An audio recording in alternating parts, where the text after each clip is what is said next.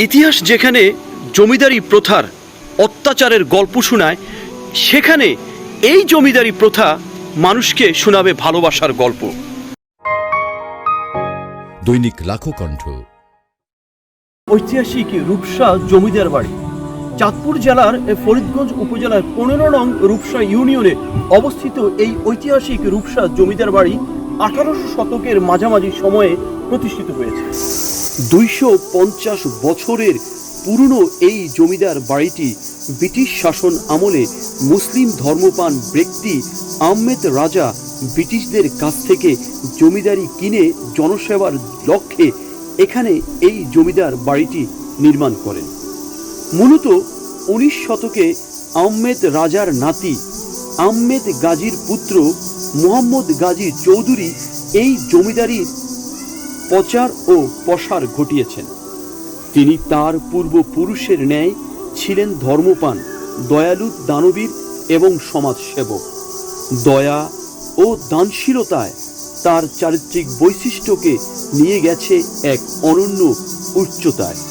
তিনি এলাকায় শত শত মসজিদ, মন্দির, মাদ্রাসা, ঘর বাড়ি, ব্রিজ, রাস্তাঘাট, পুকুর, দিঘি, হাট, বাজার ইত্যাদি স্থাপন করেছেন।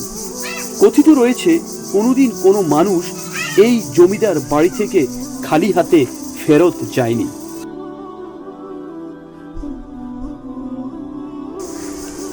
8 একর সম্পত্তির উপর অবস্থিত এই জমিদার বাড়ির মোট সম্পত্তির পরিমাণ কত তার কোনো সঠিক হিসেব নেই। শত শত একর জমি আহমেদ চৌধুরী গাজী ও তার পরবর্তী বংশধররা মানুষের কল্যাণে দান করে দিয়েছেন।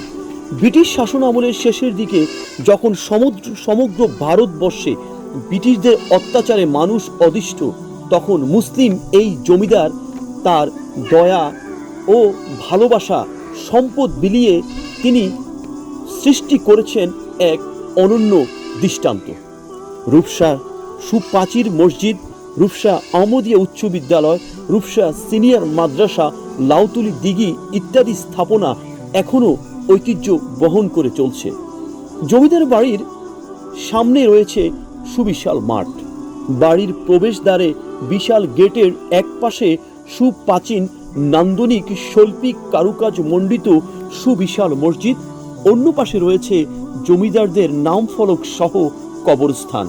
তার পাশেই রয়েছে গার্ড বাঁধানো বিশাল পুকুর। মূল বাড়িটিতে 3টি ইটের দালান সহ রয়েছে আরও কয়েকটি ঘর। সেখানে বর্তমানে জমিদারদের সেই সময়কার সৈনিক, রাজকর্মচারীদের বংশধররা বসবাস করে। সুপ্রিয় দর্শক, শত শত পথিক পর্যটন প্রতিদিন দূর দূরান্ত থেকে এখানে ছুটে আসেন এই ঐতিহাসিক জমিদার বাড়িটি দেখতে।